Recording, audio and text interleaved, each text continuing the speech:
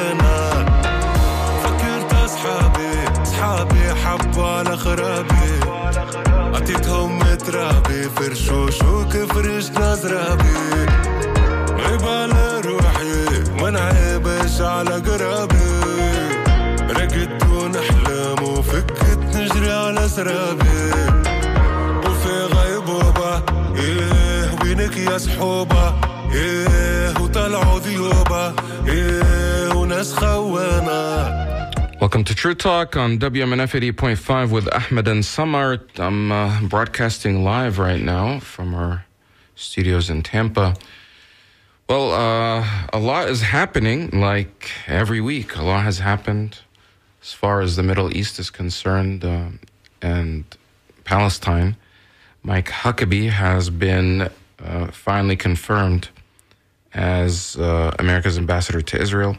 A horrible, horrible choice, in my opinion. This is a guy that goes around and says there's no such thing as a Palestinian and there's never been a Palestinian people, just completely erasing an entire people. The one thing that we often hear from anti-Palestinians, anti-peace, pro-Israel Zionists is that, Palestinians or Arabs don't recognize Israel's right to exist. You have Mike Huckabee and others like him that simply don't even believe that Palestinians ever existed, that it's made up. There's no such thing as a Palestinian. This is what they go around saying and believing and acting out on. And when it comes to specifically to Mike Huckabee is a Christian Zionist extremist. He is a believer that in order for Jesus to return, that the state of Israel has to be established. It doesn't matter at what cost, doesn't matter how many people they kill, it doesn't matter how much genocide, Holocaust, ethnic cleansing happens to those people, as long as that the state of Israel exists, that way they can somehow expedite the return of Jesus. This is how screwed up and how fanatical these people are, that they've been somehow misled to believe that Jesus needs the help of people like Mike Huckabee and other Christian Zionists to establish Israel at all costs. And, in another way, that God somehow needs their help to get something like that done, to return Jesus to the world. They believe in these, end of time scenarios where once the state of Israel is established, they believe Jesus would return. And then, the Jews that live there, if they don't convert and become followers of Jesus, they will be destroyed or they'll be killed or vanished or punished So in the end, they're not pro-Jewish. They're definitely anti-Jewish at the end. They're anti-Semitic. However, they're pro-Israel. How does that work? And that's something that Samar and I constantly repeat on the show. Being pro-Israel does not mean you're pro-Jewish. And you see this now, this convergence between anti-Semitic, white supremacist, fascists that are pro-Israeli. And somehow, pro-Israel or leaders in Israel are welcoming those relationships and that type of support. Because even though they know in Israel, the leaders there know what Mike Huckabee's beliefs are, they say, well, we'll get there at the end. We'll see what happens. For now, it's a marriage of convenience for mutual interest to eradicate and remove the Palestinian people off their land, and that they're doing. And Samar, who is a Palestinian American, who has been displaced from her native land, her family she was born outside, and is and somebody that constantly talks about that is my co-host, and she's with me now. Samar, you heard my rant about Mike Huckabee becoming the ambassador of the United States to Israel. How do you feel about that?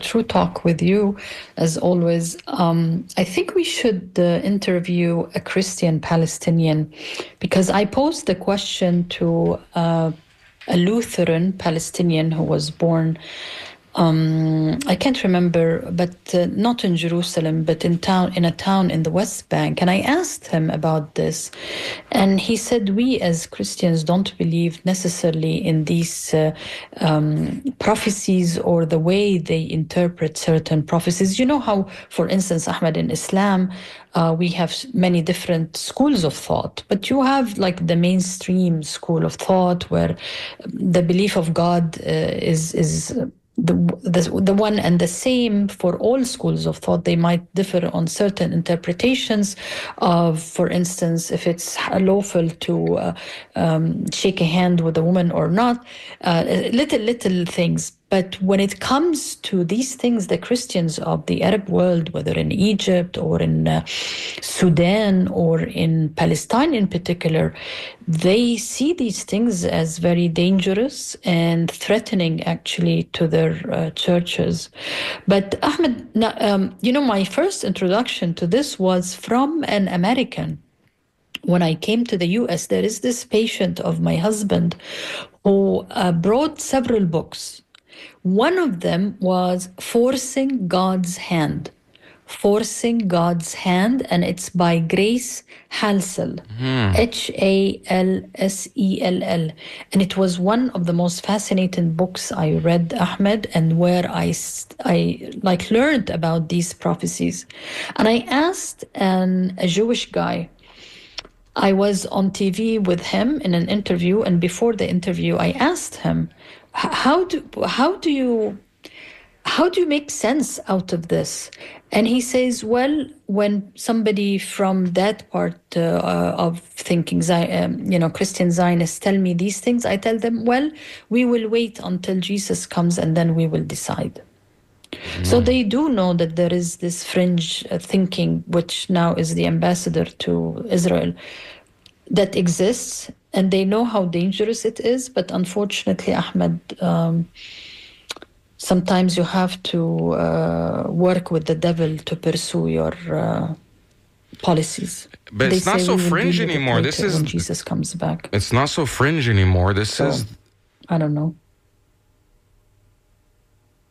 Yeah, it's not so fringe anymore. This is like the position of our government. This is the position of the United States government, where it doesn't seem like anyone in the current administration believes in the two-state solution anymore, which, by the way, they've been using for decades now. I mean, the one thing is, on one hand, they don't believe in a two-state solution, which means they only believe in one state, Jewish state, and no place for Palestinians at all. Before, their predecessors would talk about two-state solution, but in reality, they're acting towards a one Jewish-only state. Imagine, like, we would not accept that here in America to say that America is a white-only country or state.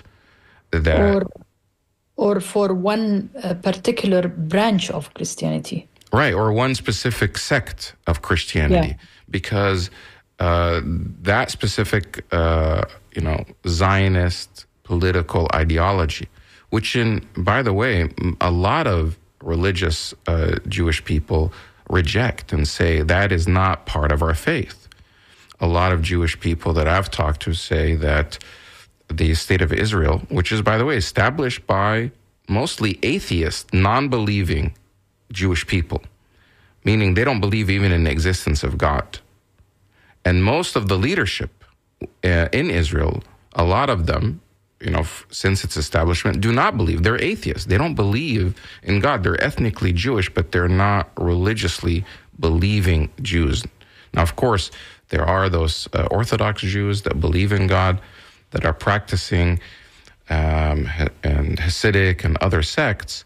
However, the people that established the state of Israel were not believers in God. However, they often, claim that God promised them their land, the same God they don't believe in, which is just crazy. No one hearing this should say anything about, Ahmed and Samar are being anti-Semitic. We're not. We are Semites ourselves. We're from the Arab world. Samar is a Palestinian. I'm Egyptian. By definition, we're Semites.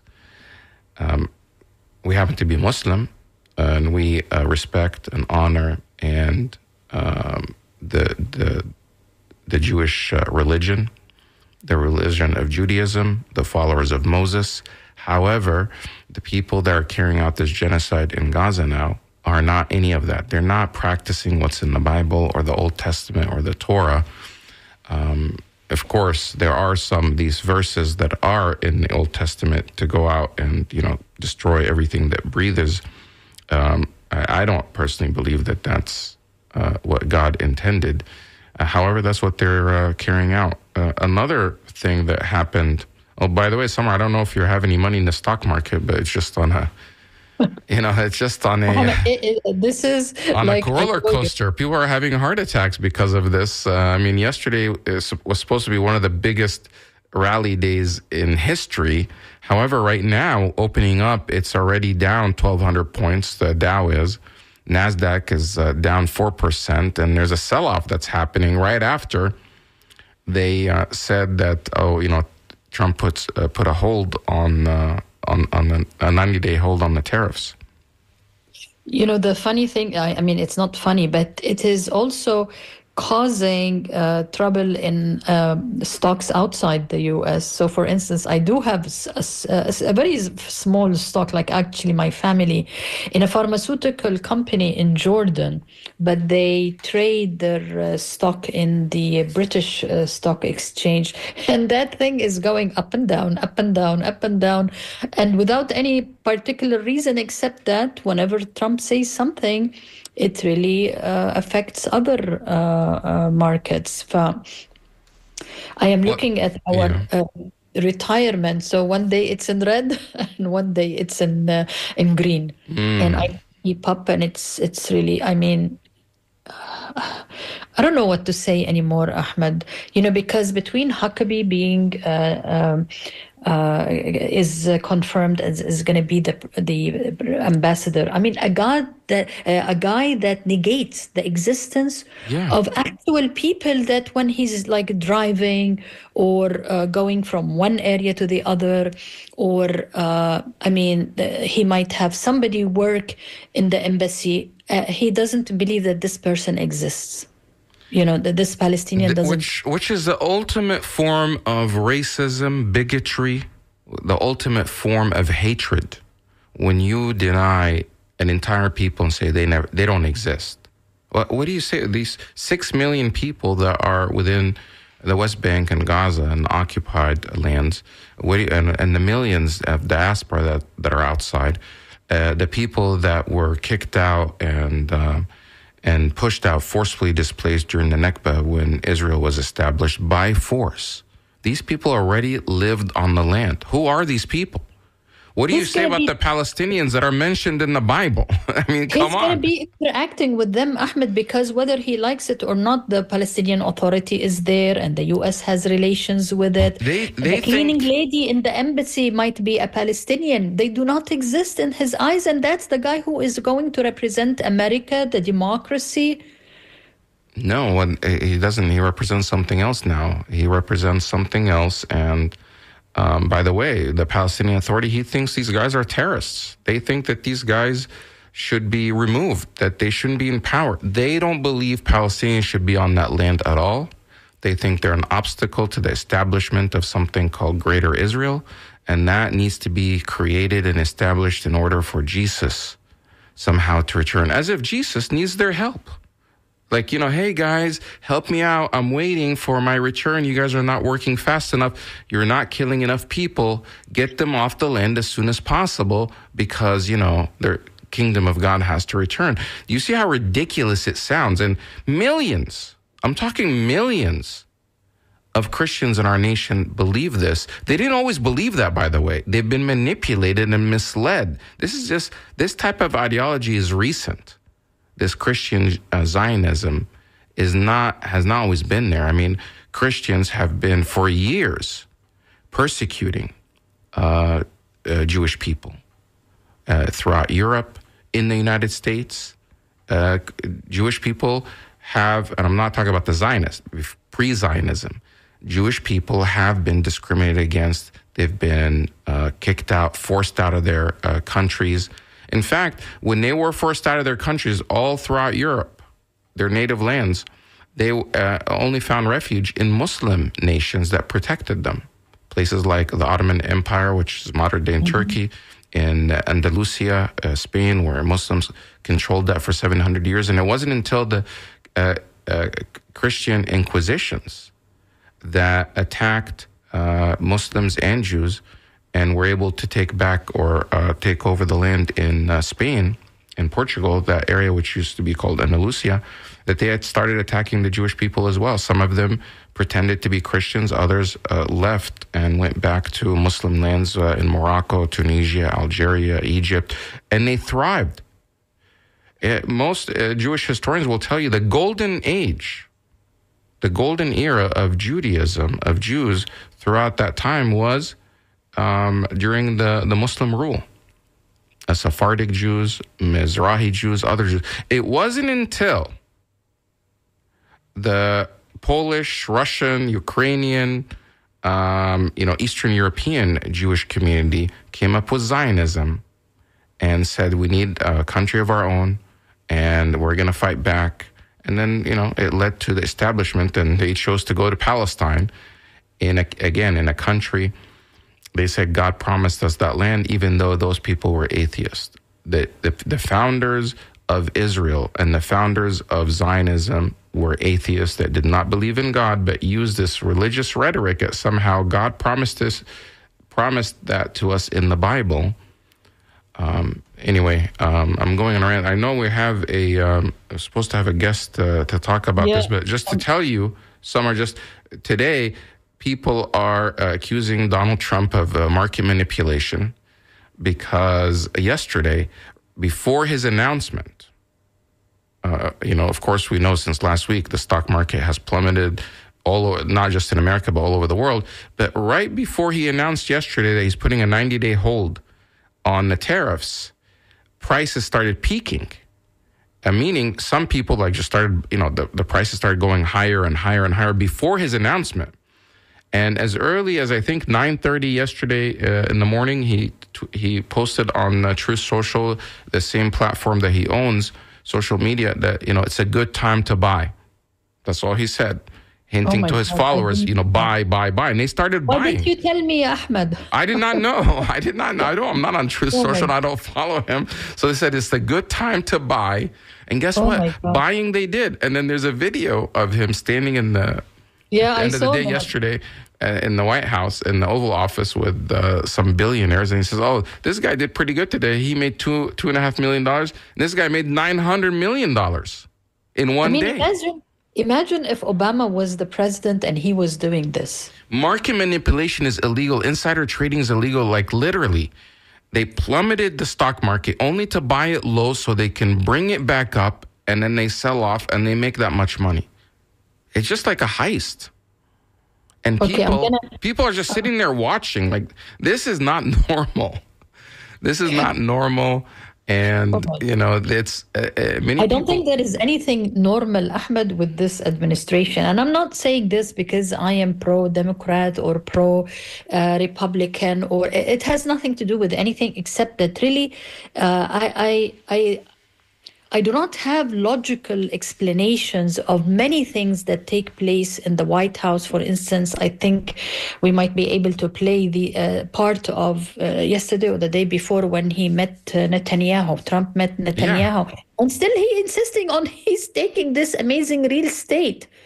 Like, my God, this is a country of thousands of years old. I mean, people ask me. But he did say in the comment, he said, well, of course, and then Netanyahu was taking a softer tone, saying something like, well, of course, the Palestinians have to agree to it. No one is going to force them. They have to, they voluntarily leave. We just open it up. They have a different tune, but of course, he looks like he's lying. But Ahmed, I want to tell you something. I have been to Gaza. Okay. My mom lived her life in Gaza. My uncles, I have cousins, okay, distant cousins because all of them had to flee. Okay. It's just sand and beach.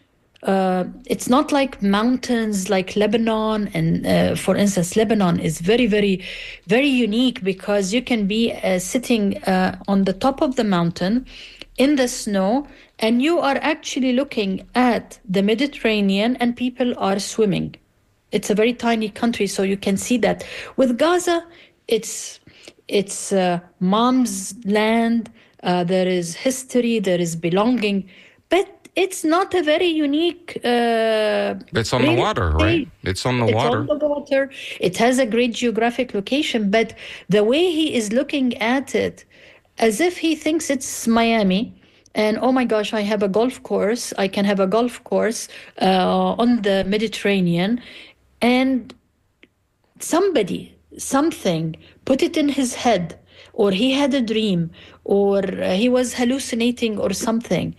But it's not like Switzerland, where he would be so dying to buy it or take it. Or looks you know like what I'm trying to say? I don't even know what I'm trying to say. It's a beautiful area for the Palestinians, for people who belong to the land. Yeah, but I mean, if he demolishes everything and rebuilds it, and you have, I don't know how many kilometers or miles it is on the waterfront of the Mediterranean, it's something like maybe 25 miles. Not even that, Ahmed. It's not even that. I mean, if you look at the Red Sea and the Mediterranean and the north coast in Egypt, it's 600 times nicer, and the water is better and more space. Well, there is all that natural gas off the coast of Gaza. Exactly. When we look at natural resources, that's a different story, and he's not talking about he's just talking about a real estate. No, it's not. There's nothing unique about it from a real estate point of view and vantage. Okay, it's not like hills and mountains overlooking the Mediterranean. No, it's flat. Okay, little water resources. The soil has been destroyed and needs rehabilitation, and the water needs rehabilitation. It's the gas, but he's not saying that.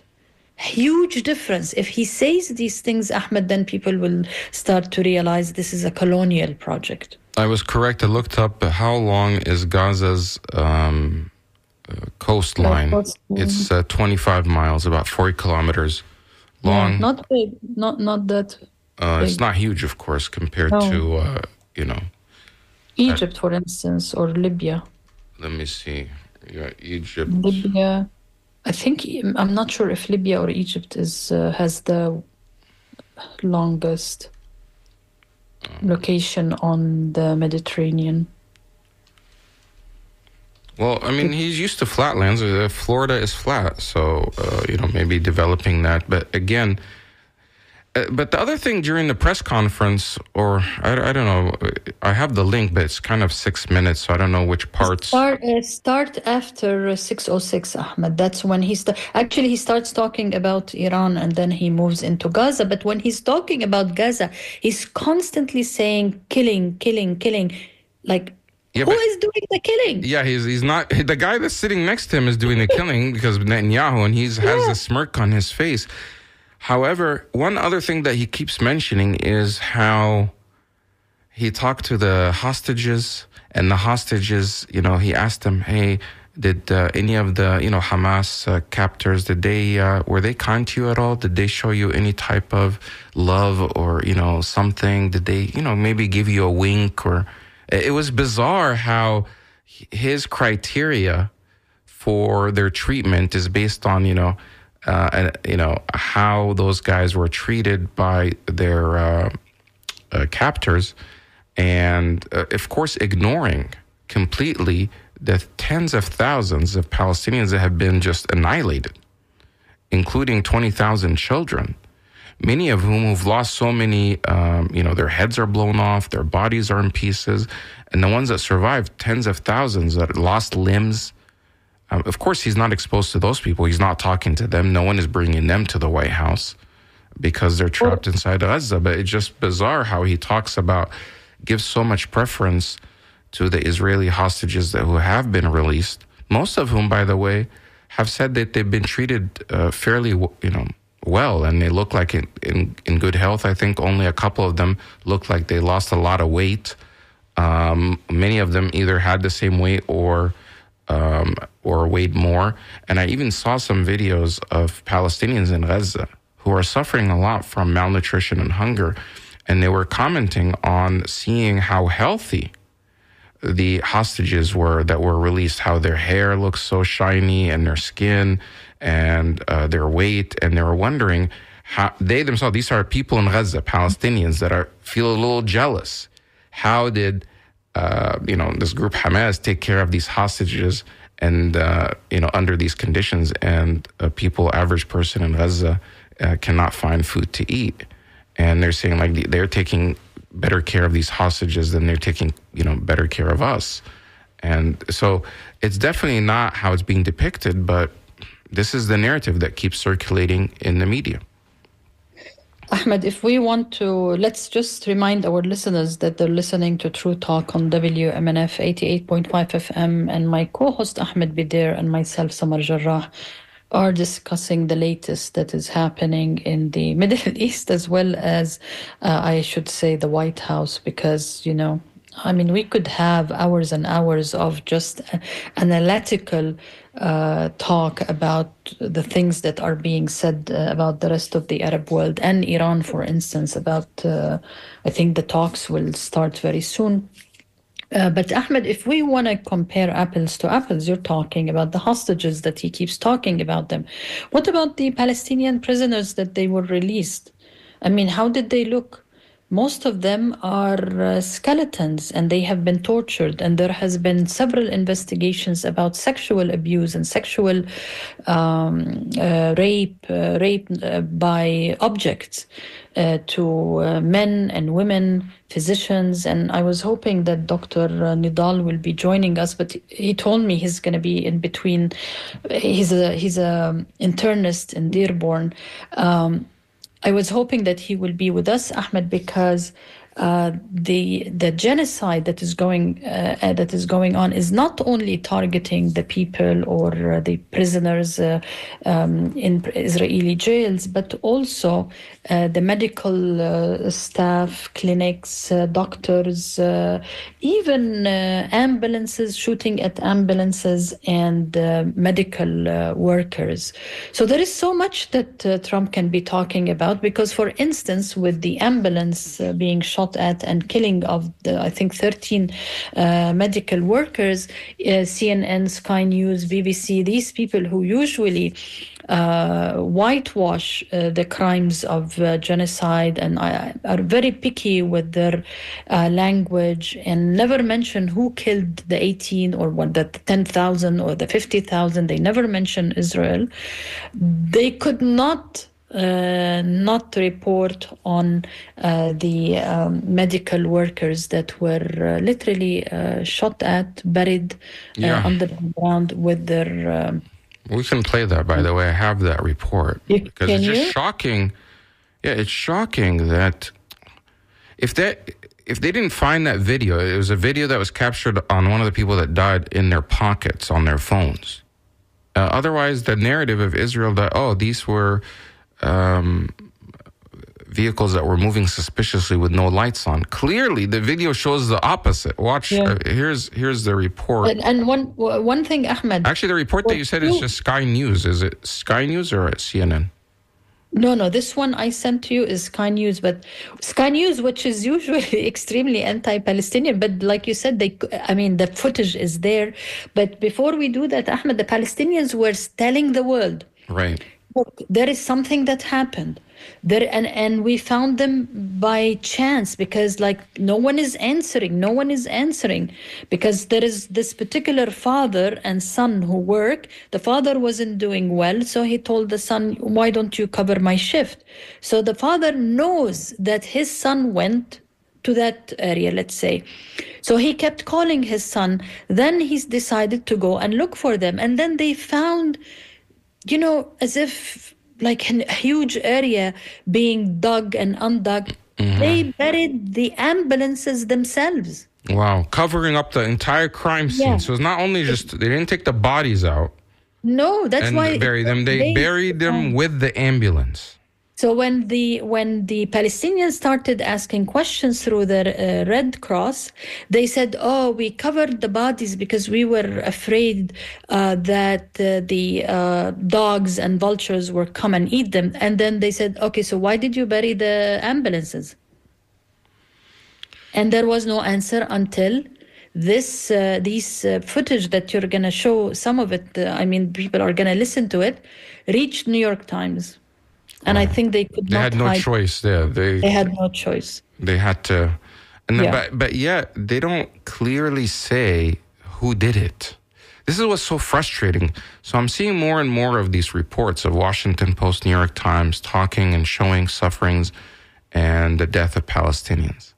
But the headline's always missing something that's very obvious. Who did it?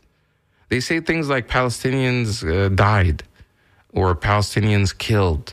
In worst day, whatever, but they don't say that Israel did it. It may be buried inside deep in the article, but it's not in the headline. However, when it's the other way around, it's always Palestinians, Hamas, Muslim. They identify who actually carried out the crime. But here is the report, basically. Of how the new footage of aid workers killed in Gaza contradicts Israel's account of deadly attack. It's a contradiction, not a cover-up, not a crimes against humanity. It's just really, really sad. Here it is. Workers in Gaza that contradicts the Israeli military's version of the strike on an aid convoy. The footage obtained by the New York Times and verified by Sky News was discovered on the mobile phone of a paramedic who was found along with 14 other people in a mass grave. It shows that the ambulances and fire truck that they were traveling in were clearly marked and had their emergency lights on when Israeli troops hit them with gunfire. Well, Israel originally said the vehicles were advancing suspiciously without headlights or emergency signals. Well, our Middle East correspondent, Alistair Bunkle, joins us now live from Jerusalem. So, Alistair, has there been a change in what the Israelis have said about what happened here? We are still awaiting a statement from the Israeli military. I understand one is being worked on now and will be issued later today. But the video obtained by the New York Times, part of which you just saw, was taken from the body of one of those medics killed and was filmed on his mobile phone. Now, this incident happened shortly before dawn on the 23rd of March. A convoy of Palestinian Red Crescent ambulances and one fire truck was travelling on a road just north of the town of Rafah, which is in the south of the Gaza Strip, and they were going to look for colleagues of theirs that had gone missing. And they see a car that had diverted on the side of the road. They then pull over too, and contact was lost with them shortly before 7 o'clock that morning. It was 5 days before their bodies could be recovered, and they were found buried under the sand in a mass grave. Now, the Israeli military initially said in a very confident statement that they did not, in their words, randomly attack these vehicles, and they blamed the vehicles for not having coordinated their movements with the IDF, saying that it was an operational zone. Investigations by our own data and forensics team suggest that it was not an operational zone at that moment, and actually evacuation orders for that area were only issued an hour after last contact was heard with the Red Crescent vehicles. The IDF also, and this is the crucial bit in relation to this video, said that those ambulances were travelling without their lights on and without any sign of them being emergency vehicles, and so therefore they were suspicious. But the video obtained by the New York Times very clearly shows that those ambulances had their emergency lights flashing. And the clip we're going to show you next is the moment that they pulled to the side of the road. And I should warn you, it is also the moment when the Israeli military opened fire on those paramedics, and you hear one of them reciting the Shahada, the Muslim prayer of death, effectively saying, "Forgive me, mother, this was the path I chose to help people."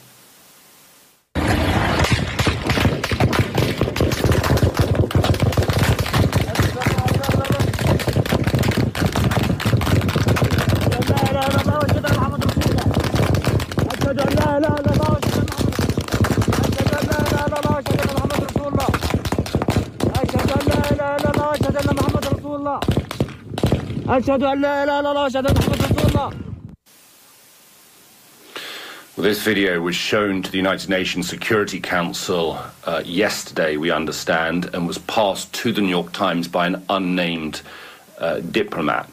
The New York Times have obviously done their own verification on it, but so have we, and we've used satellite imagery and aftermath footage as well. Samar, that was a report by on Sky News, not very friendly to Palestine. They're known to be a pro-Israel outlet owned by the Murdochs, and reporting about New York coverage in the New York Times, and the video that was posted by the New York Times that was passed to them, another pro-Israel publication, and capturing the final moments of one of the paramedics. Fortunately, he actually documented this on his phone. They found the video on the phone in his pocket inside the ambulance, which was buried with him and the entire ambulance under the ground. Imagine how much you have to dig to be able to bury ambulances to cover up a crime of murdering these paramedics. And his final moments when he's saying, Ashhadu an la ilaha illallah wa ashhadu anna Muhammadan Rasulullah, basically translates to, I declare that there's only one God and that Muhammad is his messenger. This is the declaration of faith that Muslims say and are encouraged to say when they're on their deathbed or passing away, as their final moments, is to declare your belief in God. And when you say that, you're believing in the God, the same God that created Adam, that created this world, that created Noah and Jacob and Abraham and Isaac and Jesus and Muhammad, the only God. So it's not a different God. And, you know, the correspondent said, he said it's the Shahada, which is a declaration of death. It's not. It's a declaration that you're a believer. Because there is a saying that Muhammad, peace be upon him, had said that whoever's final words are, there's no one worthy of worship except God, or there's no deity except God, Allah, the one true God, then that person will go to heaven. But it's so sad. But in addition to that, he's also crying out to his mom, saying, "I'm sorry, Mom, forgive me." This is the path I chose to help people, being a paramedic. So he was crying out to his mother as well in his final moments as these bullets were, you heard how many bullets were just being shot at them. It's just like a shooting range. It's just unbelievable. And just knowing, Ahmed, that you are being like you're going to be dying, and you know one of these bullets is going to hit you. And I think it's very clear. I'm not sure if it's in this particular audio, but like he starts his voice wavering. And when, you know, we say, Ashhadu anna la ilaha illallah, so you say, but he was, La ilaha illallah. He was like, you can actually hear this young man who decided to be a paramedic. And to think that none of this would have been shown on CNN or shown anywhere, the only reason is because we were able to get the footage. But now I think we're joined by Dr. Nidal Jabour. I know he's very busy because he's an internist and working in Dearborn, Michigan. Assalamu alaikum, Dr. Nidal. Hope you can hear me. Alaikum salam. Yes, I can hear you. Thank you for inviting me. And sorry for the delay because I'm in the middle of another function and another panel in Wayne State University, but I'll be happy to be with you for a few minutes. Okay, that's wonderful that you can make it. You are a co-founder of Doctors Against Genocide. What is this organization, if you can tell us about it, Dr. Nidal? Doctors Against Genocide is an organization that was founded and actually conceived even before October 7, because we realized that as a medical community and the healthcare community, we have an obligation to protect life beyond the bedside and beyond the hospitals. We realized that the politicians are failing their job of making peace in the world and protecting the lives of people. And we as a medical community swore an oath to protect life and to do no harm and to be the defenders of the people, the defenders of the weak whenever we can. And we realized that we can save more lives by solving conflicts peacefully, by solving conflicts before they escalate into violence and mass murder. And in medicine, we always value the concept of prevention. Prevention saves more lives. And if we can save few lives by sending a medical mission here or medical mission there or doing a surgery here or there, we can save thousands and thousands of lives by solving conflicts, by making peaceful resolutions, by advocating, by lending our voice, pressuring our officials, our governments, our politicians to do the right thing, to prevent genocide, stop war crimes, crimes against humanity, stop wars.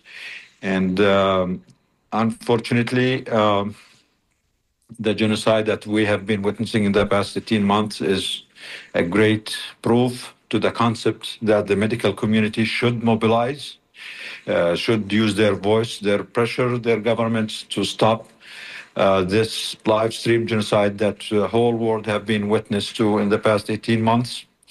And we think that if we can have a ceasefire, we can save more lives more than anything else that we can do. And we think a ceasefire, ending the genocide, holding the perpetrators accountable is the most consequential, the most urgent, the most important medical intervention. And that's why we are advocating for this. Doctor, I want to ask you, as a group and as a physician yourself and somebody who follows the news, isn't there a particular targeting of the healthcare sector in Gaza, the kidnapping of doctors and the assassination of doctors and nurses, and the targeting of clinics, hospitals, ambulances, and the latest killing of the medical workers? Is there a systematic genocidal attempt by Israel to wipe out the medical facilities in Gaza? Yes, absolutely there is. And this is what makes this different from a regular war. That's the difference between a genocide and a war. In war, usually the arms fight each other, but they do not attack deliberately the healthcare infrastructure, the healthcare workers, or the civilian infrastructure because they only have military goals to achieve. But when it comes to genocide, the goal of the genocide is to destroy the society and to destroy all institutions that maintain the society, whether it's the universities, whether it's the schools, whether it's the civilian infrastructure, the water infrastructure, all the healthcare infrastructure. So the attack on the healthcare system, the hospitals, the doctors, the healthcare workers, the paramedic is intentional, is deliberate. It is meant to destroy the hope and to destroy the people, the same people that are there to save the children, to save the wounded, to save the victims.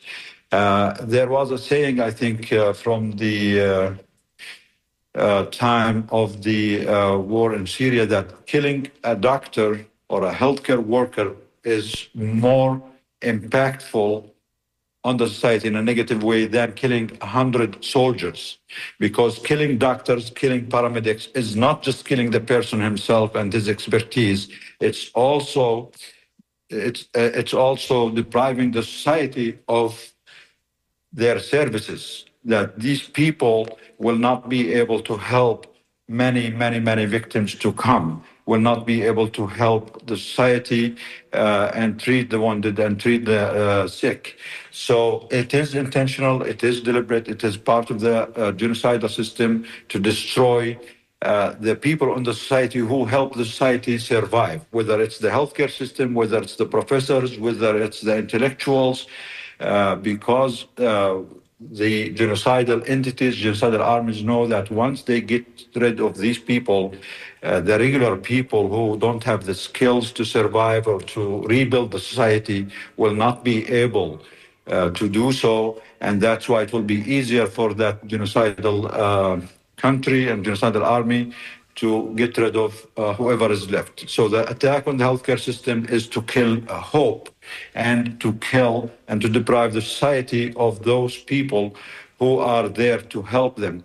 And we hear this many times from our people in Gaza, especially in the north of Gaza. They say many times that we always look for the lights in the hospital. As long as the lights in the hospital are on, we feel little safe. We feel there is some hope that we can stay. And if we get bombed, at least there is a place for us to go to. But once... Dr. Nadal? Yes, Sorry about that. But once the lights go off, we lose hope. And we move on.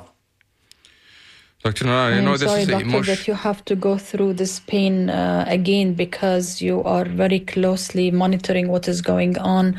So I can understand your sentiments and your tears. I know my co-host wants to ask you. Go ahead, yeah, Ahmed. Thank you for being with us, Dr. Nadal Jabour from Doctors Against Genocide. And I know this is an emotional time, and I can tell from your voice how this is having an impact on you.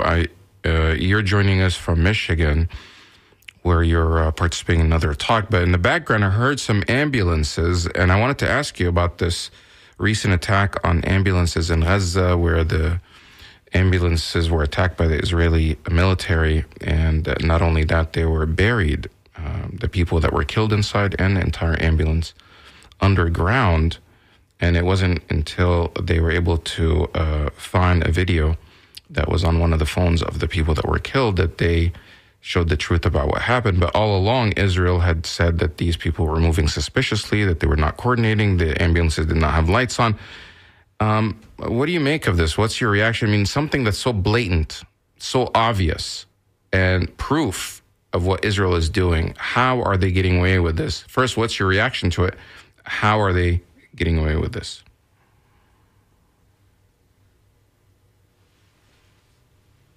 Do you hear me now? Yeah, I hear you. Go ahead. Okay, yeah. Thank you for the question. And yes, this last mass murder of the paramedics is just another example among thousands of examples of the crimes that Israel has been committing over the past century on the Palestinian people, and with the mass murder and mass slaughter of the civilians, of the children, of the healthcare workers in the past 18 months. This is only happening because of the impunity that the United States and the West is providing to Israel. We know that everything that Israel is saying is wrong, is a lie. They know they are lying, but they know that they will get away with it. They have been able to get away with genocide for over the past century, and for them, this is just a continuation of what the United States and the West have enabled them. Israel is a country above the law. They are committing a genocide. This genocide is aided and abetted by the United States, which makes the United States itself culpable into this genocide, which makes the United States itself in violation of the Genocide Convention that they are signatories to. It puts all of us as Americans on the wrong side of history. When our government's administrators put the interests of the lobbies, the interests of the APAC above the interest of the American people.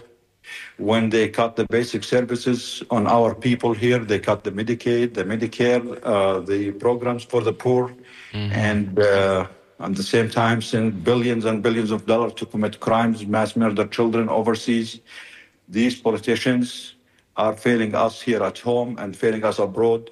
It's making every American culpable and party to this genocide. We as healthcare workers, as Americans, as proud Americans, as real patriots, we refuse that our country to be participant in this genocide. We are calling all our colleagues, the healthcare system, the medical organization in the United States.